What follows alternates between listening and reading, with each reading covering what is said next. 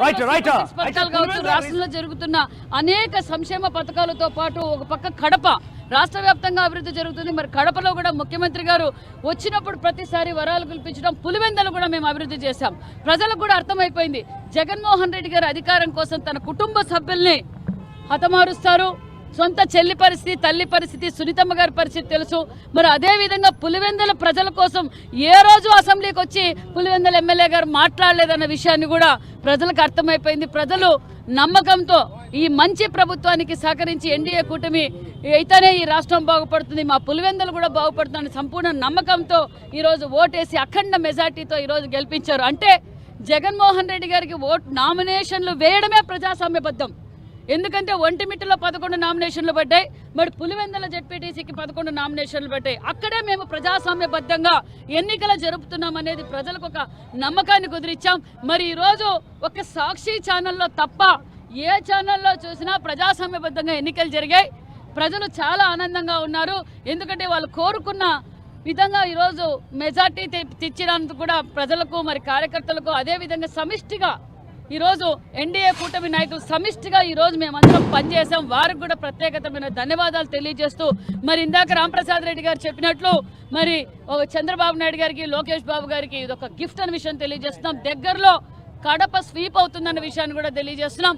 అంతేకాకుండా మరి ఇక్కడ బీటెక్ రవి గారు మరి నిన్నటి రోజున బీటెక్ రవి గారిని ఏ విధంగా అవమానపరిచారో కూడా మనం చూసాం. పెద్దలంటే గౌరవం లేదు జగన్మోహన్ రెడ్డి గారికి, మరి చంద్రబాబు నాయుడు గారు అంటే గౌరవం లేదు. ముసలాయన అంటారు. వాళ్ళ పార్టీలో ఎంతమంది ముసలి వాళ్ళతో రాజకీయం చేసిస్తున్నారు. మరి ఎలాంటి వారు కావాలి? కూనీకోర్లే కావాలా? గొడ్డలతో చంపే వాళ్ళే కావాలా? బెదిరించే వాళ్ళే కావాలి జగన్మోహన్ రెడ్డి గారికి? మేం తెలియజేసేది ఒక్కటే, ప్రజాస్వామ్యబద్ధంగా ఈరోజు ఓటింగ్ జరగటం వల్ల ఓటింగ్ జరిగింది. ప్రజలు కూడా సంపూర్ణమైన నమ్మకంతో పులివెందుల్లో సుమారుగా 6,052 ఓట్లు ఇప్పటికే మెజార్టీ ఉన్నాం. మరి ఒంటిమిట్టు కూడా సుమారుగా 4,000 చిల్లర మెజార్టీతో ఉంది. 2 భారీ మెజార్టీతో మేము గెలిచినందుకు కూడా మరి ప్రతి ఒక్కరికి పులివెందుల ఒంటిమిట్టు నాయకులకు మరి ఇక్కడ సహకరించిన మరి జమ్మలమడుగు ఎమ్మెల్యే గారు కావచ్చు, చైతన్య రెడ్డి గారు, భూపేష్, మరి వాసు గారు, ఒక పక్క మాధవిరెడ్డి గారు, ప్రతి ఒక్కరం బాధ్యతగా తీసుకొని ఇంటింటికి వెళ్ళి మేము ప్రచారం చేశాం. మరి ఆ ప్రచారంలో మేము చేసిన సూపర్ 6 పథకాల గురించి కూడా ప్రజలకు బాగా వివరించాం. చాలా సంతోషంగా ఉంది. జై హింద్, జై తెలుగుదేశం.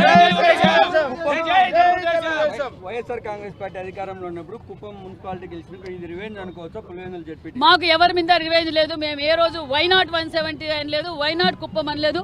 మేము ప్రజాస్వామ్యబద్ధంగా ఓటింగ్ ఎలక్షన్ జరిపించాం. ప్రజాస్వామ్యబద్ధ 1 సంవత్సరం నుంచి మేము ఏం పరిపాలన చేశాం, సంక్షేమ పథకాలు ఏ విధంగా ఇచ్చాం, రాష్ట్రాన్ని ఏ విధంగా అభివృద్ధి తీసుకెళ్లామో, భవిష్యత్తు ముఖ్యంగా దీంట్లో మహిళలు, యువత ముందుకొచ్చి ఓటేశారు. ఎందుకంటే ఈరోజు పరిశ్రమలు తీసుకొస్తున్నారు యువగల మధ్యనేత నారా లోకేష్ బాబు గారు. మరి ఈరోజు వాళ్ళు చదువుకున్న తర్వాత ఉద్యోగాలు కావాలి కాబట్టి ఈరోజు పరిశ్రమలు ఇక్కడికి వస్తున్నాయి.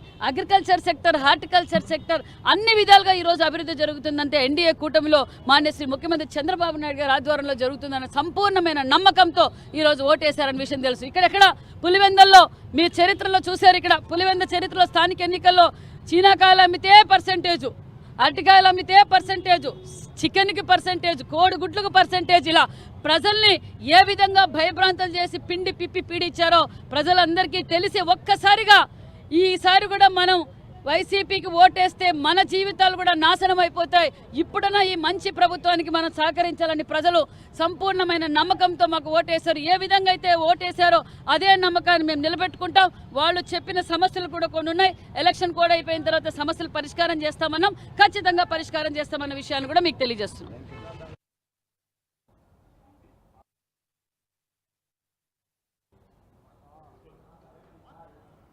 మంత్రి సవిత మాట్లాడుతూ ఎన్నో రోజుల ఉత్కంఠ అక్కడ కంప్లీట్ గా ప్రజాస్వామ్యం లేకుండా పోయింది.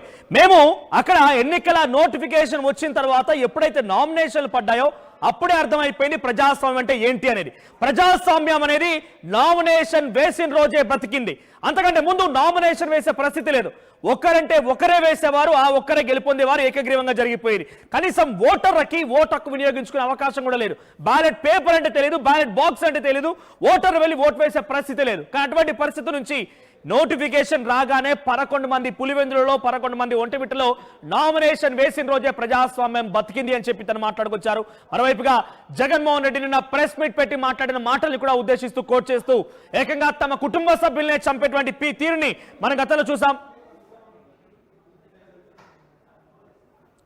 రైట్ పులివెందులకు సంబంధించి జెడ్పీటీసీగా గెలిపినటువంటి మారెడ్డి లతారెడ్డి ఎన్నికల్లో గెలిచినటువంటి ఆ సర్టిఫికేట్ ని తీసుకుంటున్నారు ఆ ఎలక్షన్ అధికారి నుంచి. మనం చూస్తున్నాం మారెడ్డి లతారెడ్డి విజయడంకాలు మోగించి అక్కడ అద్భుతమైనటువంటి మెజారిటీతో టీడీపీ జెండాని రెప్పరెప్పలాడించారు. ఫ్యాన్ పార్టీకి చుక్కలు చూపించారు.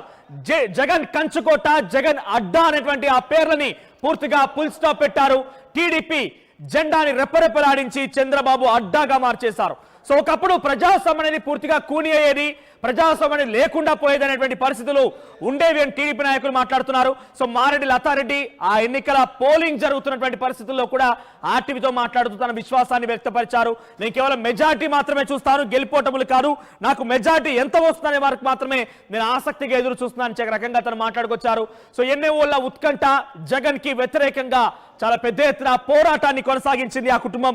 బీటెక్ రవి అంటేనే చాలా పెద్ద ఎత్తున ఆయన అక్కడ ఆ పులివెందుల పరిసర ప్రాంతాల్లో పులివెందులలో టీడీపీ జెండాకి కొంత ఆయన అక్కడ ఆసరగా బాసరగా నిలిచారు. టీడీపీ జెండా అంతో ఇంతో అక్కడ ధైర్యంగా ఎన్నో ఇబ్బందికర పరిస్థితులు, ఎన్నో ఆసక్తికర పరిణామాలు ఇవన్నిటిని దాటుకొని అక్కడ టీడీపీ జెండాని కాపాడుకున్నారు. టీడీపీ కార్యకర్తలకి, టీడీపీ నాయకులకి వెన్నుదన్నుగా నిలబడ్డారు. అక్కడ అధినేత చంద్రబాబు ఆశీస్సులతో బీటెక్ రవి చాలా పెద్ద మొత్తంలోనే జగన్ కు వ్యతిరేకంగా పోరాటం చేశారు. చివరాఖరిన తన సతీమణి ఈ రోజు ప్రజాప్రతినిధిగా టీడీపీ జెండాని జడ్పీటీసీగా పులివెందులని కైవసం చేసుకున్నారు. అయితే సవిత మాట్లాడిన మాటలు ఇంట్రెస్టింగ్ గా ఉన్నాయి. సో ఇక్కడ కోడిగుడ్డికి అమ్మాలన్న దానికో పర్సెంటేజ్ అట, చికెన్ అమ్మాలన్న దానికో పర్సెంటేజ్, వైన్ షాప్ లో పర్సెంటేజ్, ప్రతి చోట అక్కడ ఒక వ్యాపారం చేయాలంటే పర్సెంటేజ్ పరిస్థితుల నుంచి ప్రజాస్వామ్యాన్ని కాపాడి స్వేచ్ఛాయుత వాతావరణంలో ఎన్నికలు నిర్వహించి ఇప్పుడు పులివెందుల ప్రజలు మొత్తం కూడా స్వేచ్ఛ పిలుచుకుంటున్నారు. స్వేచ్ఛ వాయువులు పార్టీ 5 సార్లు ఏకగ్రీవంగా ఎన్నికైనటువంటి ఒక పార్టీ కనీసం డిపాజిట్ కూడా రాలేదంటే ఒకసారి ఆలోచించాల్సిందే. కంప్లీట్ గా వాష్ అవుట్ అయిపోయింది టీడీపీ, కంప్లీట్ గా వాష్ అవుట్ చేసింది. ఇటువైపుగా ఒంటిమిట్ రిజల్ట్స్ కూడా మరొక హాఫ్ అన్ అవర్ లో కంప్లీట్ రిజల్ట్స్ బయటకు రాకపోతున్నాయి. వెరీ ఫస్ట్ అండ్ ఫార్మోస్ట్ గా మీకు ఆర్టీవీ రిజల్ట్స్ అనౌన్స్ చేసే ప్రయత్నం చేస్తుంది. ఆర్టీవీ మాత్రమే ఎక్స్క్లూజివ్ రిజల్ట్స్ మీకు అందిస్తోంది. సో 7,814 ఓట్లు, 7,814 ఓట్లలో అంటే 10% వస్తే డిపాజిట్ వచ్చినట్టు, అంటే మినిమం 700 పైచిలకు ఓట్లు వస్తే కనీసం డిపాజిట్ దక్కినట్టుగా భావించాలి. కానీ కనీసం 700 ఓట్లు కూడా రాలేదు. వైసీపీకి 683 ఓట్లకే పరిమితమైంది. డిపాజిట్ గల్లంత అయిపోయింది, డిపాజిట్ కుప్పకూలిపోయింది. కనీసం అక్కడ మెజారిటీ పక్కన పెట్టండి, కనీసం డిపాజిట్ కూడా దక్కించుకోలేకపోయింది ఫ్యాన్ పార్టీ. అంటే అక్కడ చాలా ఒక గడ్డు కాలాన్ని ఎదుర్కొంటోంది వైసీపీ అనేది మాత్రం చాలా స్పష్టంగా అర్థమవుతోంది. మరోవైపుగా రైట్ సైడ్ చూడండి, ఒంటిమిట్టకు సంబంధించిన రిజల్ట్స్ కూడా ఉన్నాయి. ఒంటిమిట్టలో టీడీపీ 3,511 ఓట్ల మెజారిటీతో దూసుకెళ్తోంది. టీడీపీకి 4,632 ఓట్లు పోలైతే వైసీపీకి 1,121 ఓట్లు పోలయ్యాయి.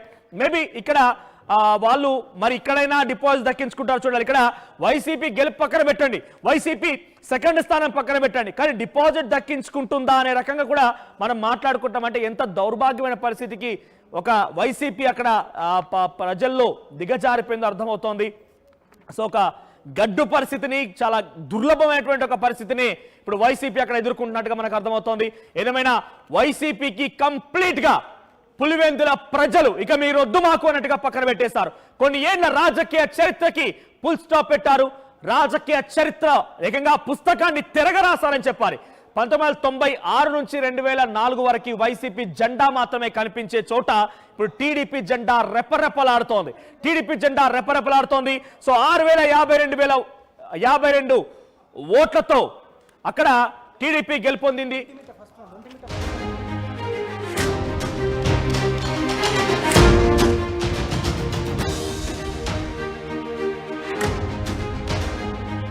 ఒంటిమిట్ట రిజల్ట్స్ కూడా ఫస్ట్ రౌండ్ రిజల్ట్ వెలువడింది. అయితే 10,000 ఓట్లకి 1 రౌండ్ చొప్పున రిజల్ట్స్ అనౌన్స్ చేస్తున్నారు. దాంట్లో ఇప్పటికే